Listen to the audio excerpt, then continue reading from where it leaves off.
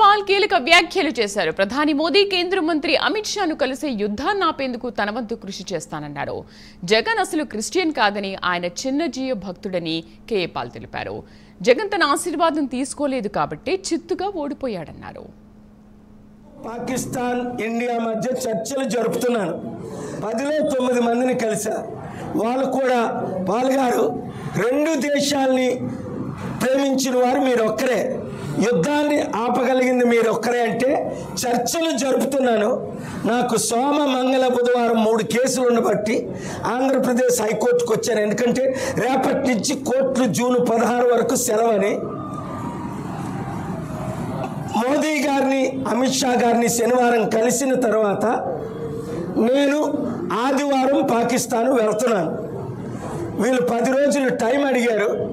నిన్ననే పెద్ద ఆయనతో మాట్లాడాను. ఆయన చెప్పకూడదు, మీరు అడిగారు కనుక నేను సత్యం చెప్పాలి కనుక చెప్తున్నా. పాకిస్తాన్ యుద్ధం ఆపడానికి అన్ని ప్రయత్నాల్లో ఉన్నాను. ఈ పగలు పాకిస్తాన్